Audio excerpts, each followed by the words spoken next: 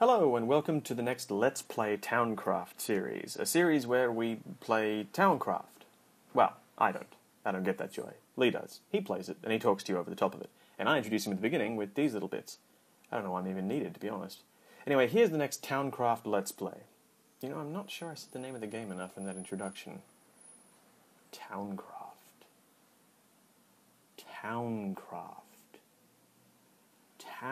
I'll just let you get on with it.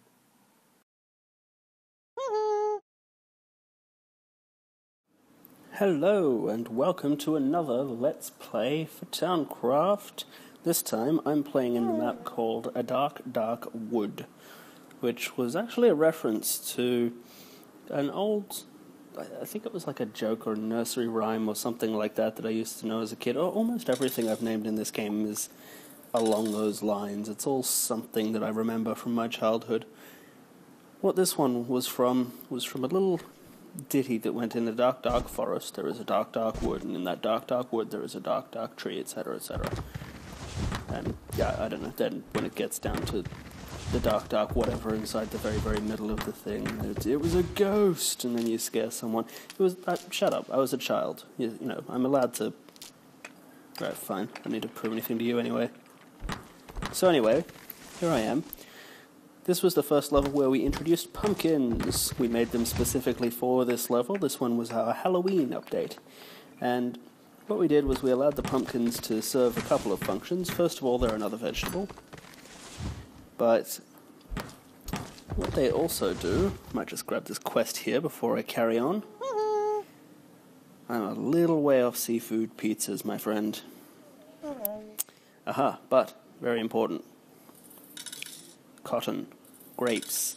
This was also the first level where I decided to make quests and doing things for people mandatory in as far as that is how you gain the basic crops for beginning all your first farms and things.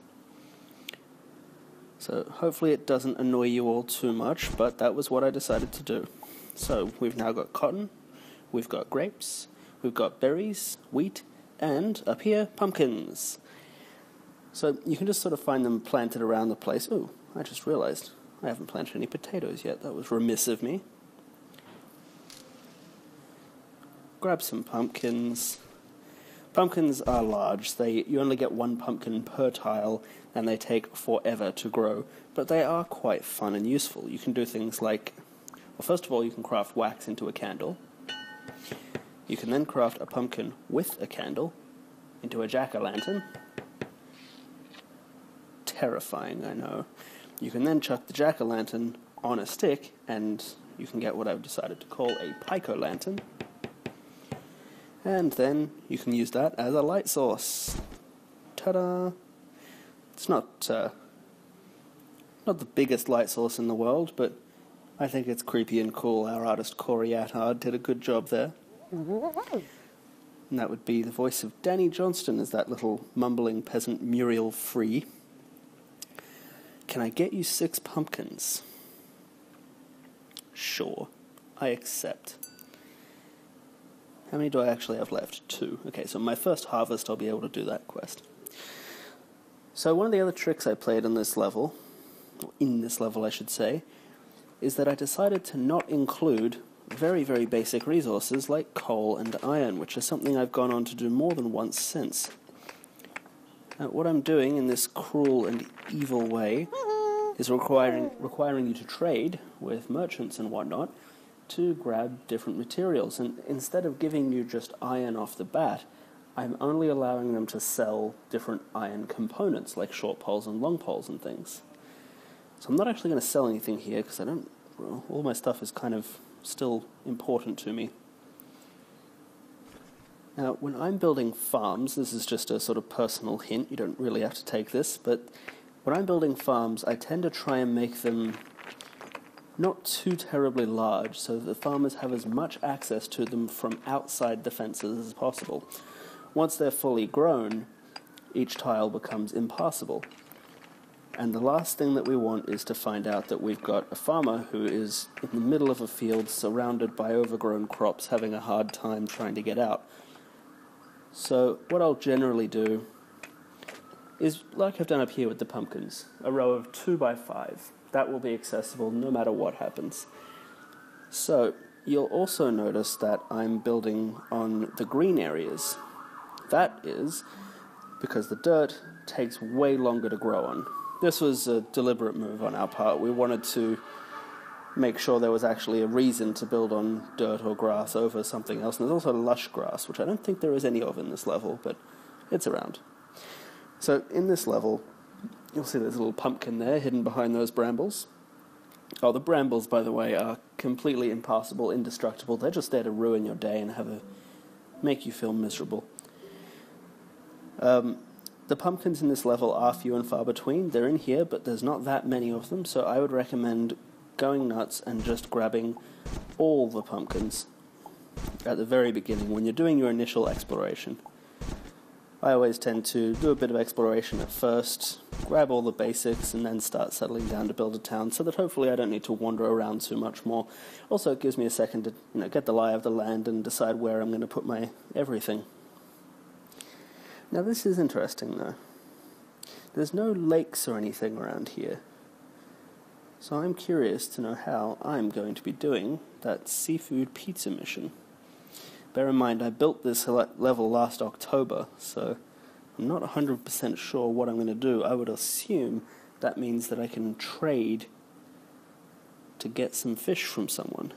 And I'm still on Pumpkin Quest. So what I might do in preparation for the next merchant coming along, so that I can actually buy some of whatever it is they've got to sell. I was hoping that would be more silver. Generally, if you can see some exposed resources, like you can there with that silver, you can bet that nearby rocks are going to have a much higher chance of also having that same resource. So what I'm going to do is just build a few basic things. I don't have much, but a really good starting one. Our lead QA guy, Tim Stobo, came up with this one. Just a couple of chairs. They're actually worth a fair deal. They're not too bad. What else? Some stools. Anything which is a finished product is always worth a lot more than anything which is just a component or a piece of something else. But what I can do as well, actually, I'm sure this will fetch... Actually, I don't know if it'll fetch a decent price, but screw it, it's sellable anyway, and it's just something for aesthetic reasons. So that's given me some stools, some chairs, pumpkin. I should place my woodworking table back down somewhere, just for fun. That'll do.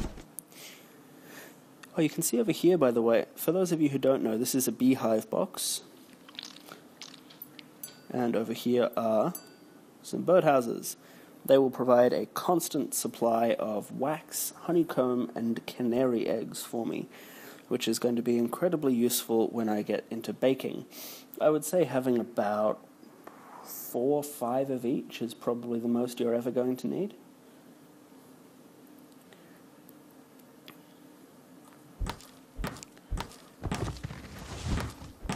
Chop my way up to a few more potatoes here. There's a reason why I gave people 15 days in this level to make the best town they could. And that's because it is a little bit more slow going, knowing that you've got to wait for a certain crop, like in this case pumpkins, before you can progress to getting something else. And even with all this going on, I still have very, very limited iron. So it's not a difficult map to get a whole bunch of different farms going on in, but it is difficult to make things like swords. Up here we've got a little bit more going on while I'm waiting for my farms to grow. I'll head up here, grab a few more things. Pumpkins are actually worth more than any other vegetable, so it's worth grabbing as many as you can. And fingers crossed there'll be some more silver up here, because it is an absolutely great way to get some early cash very quickly.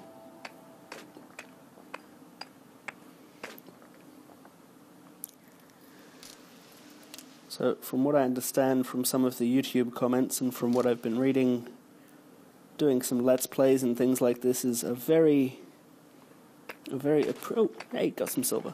a very appreciated thing amongst the YouTube community. And it does seem like we get a fair few questions about this game. Usually it's things along the lines of, how do I make a shop, or how do I craft this or that item?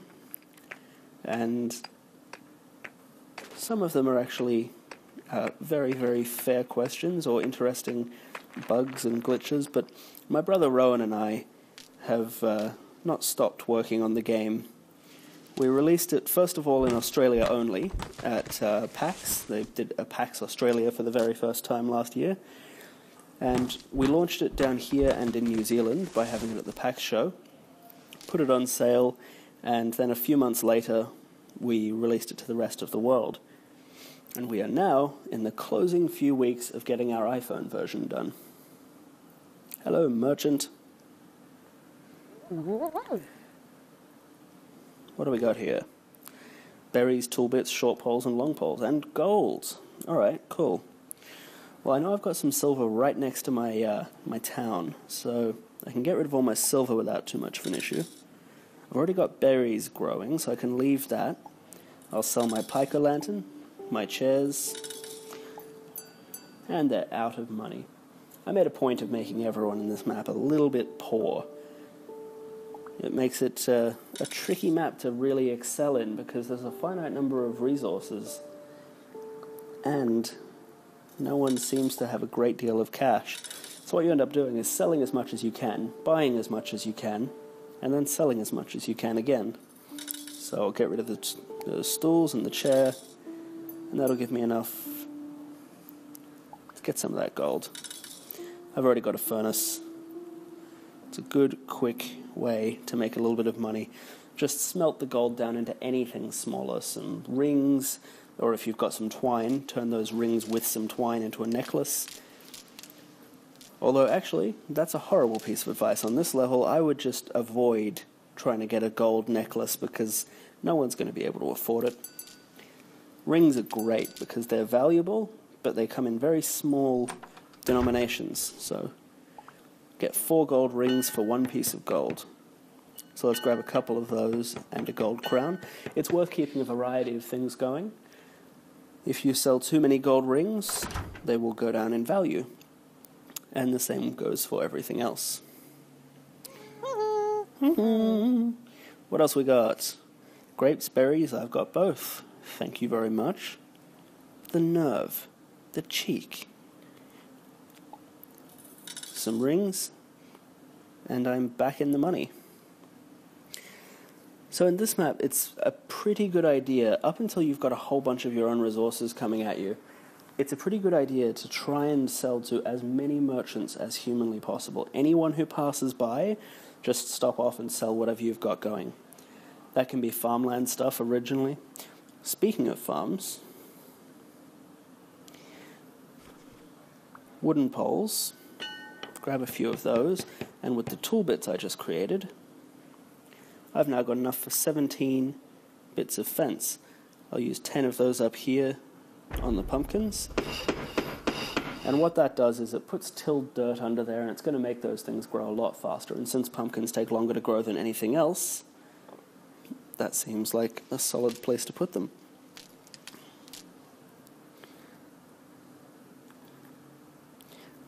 Now I'm wondering, I think it might be about time.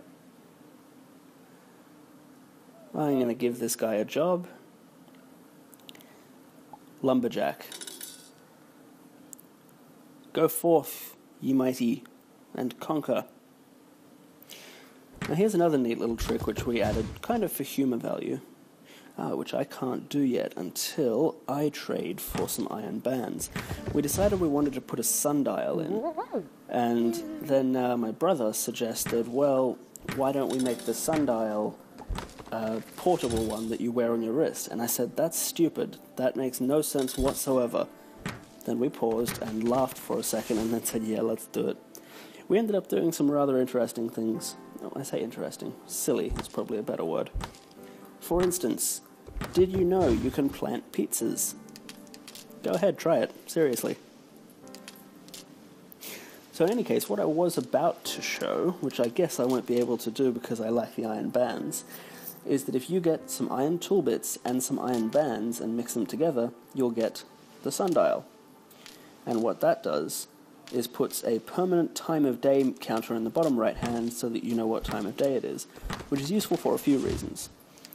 Probably the most important one is that when it goes from nighttime to sunrise, that's when your employees all get paid.